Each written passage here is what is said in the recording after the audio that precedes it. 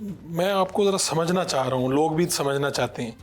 आखिर कामरान टेसोरी कौन है? हमने कभी देखा कि एमक्यूएम इसके ऊपर टूट पड़ी, कामरान टेसोरी की एंट्री होती है। कभी देखा कि मर्जर के पीछे मुझे कहीं ना कहीं आप नज़र आते हैं। आपसे फारूक सत्तार साहब की मोहब्बत थी और उस मोहब्बत में पार्टी तक टूट गई, तो फिर आपका नाम अचानक गवर्नर के लिए आता है। एमक्यूएम वाले हमारे सामने इस तरह से आते हैं जैसे उनको पता ही नहीं है कि आप भी एमक्यूएम के हैं। तो आखिर में कामरान टेसोरी है कौन? आपके पीछे कौन है? देखें, कामरान टेसोरी जो है वो एक अवामी नुमाइंदा है, एक सियासी कारकुन है और आवाम के दरमियान रहने वाला शख्स है। और ये मैं आज इसलिए कह रहा हूँ कि पिछला तो मैं उस पर कमेंट नहीं कर सकता कि एमक्यूएम वाले मेरे बारे में क्या कह रहे थे, लेकिन आज मैं बता सकता हूँ कि जब हम इलेक्शन जीते हैं उसके सेकंड डे जो राब्ता कमेटी की 2/3 मेजॉरिटी वाली मीटिंग थी जी। उसमें सभी ने हाथ उठाकर ये कहा कि अगर गवर्नरशिप एमक्यूएम के हिस्से में आती है तो यही गवर्नर कामरान टेसोरी कंटिन्यू करेंगे। ये इलेक्शन से अगले रोज़ की बात? ये इलेक्शन से तीसरे रोज़ की बात, ठीक है। जब हम 17 सीटें जीते। और टीवी के ऊपर मैंने मुस्तफ़ा कमाल भाई को ये कहते हुए सुना कि ये गवर्नर पर तो बात ही ना करें। फारूक सत्तार भाई को यही कहते सुना, फैसल सब्जवारी भाई को ये कहते सुना, ख्वाजा इजहार, अरशद वोरा और खालिद मकबूल सिद्दीकी भाई को।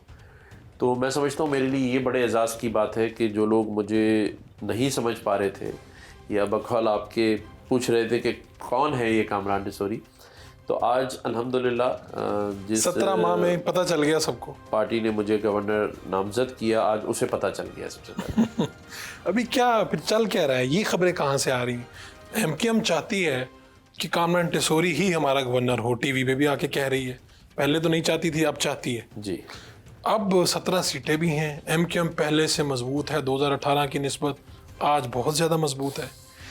उस सब के बावजूद नाम किसी और का चल रहा है कि कोई मकीन बदल जाएगा गवर्नर हाउस में। मुझे ऐसा लगता है जब एमक्यूएम नहीं चाह रही थी तो मैं गवर्नर था, और आज चाह रही है तो थोड़ा मुश्किल लग रहा है। अब ये एमक्यूएम मामला क्या है? ये बदकिस्मती है या खुशकिस्मती है कि जब जब वो जिसको चाहती है वो उन्हें नहीं मिलता, तो इस वजह को ढूंढना पड़ेगा।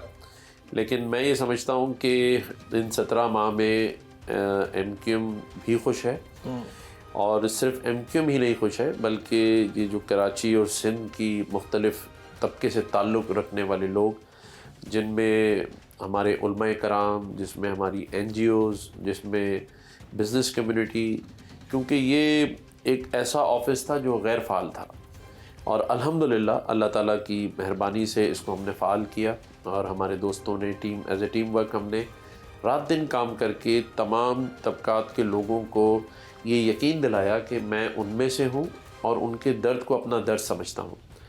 और सबसे ज़्यादा हमें पज़ीराई मिली जब हमने इस गवर्नर हाउस के दरवाज़े आवाम के लिए खोल दिए।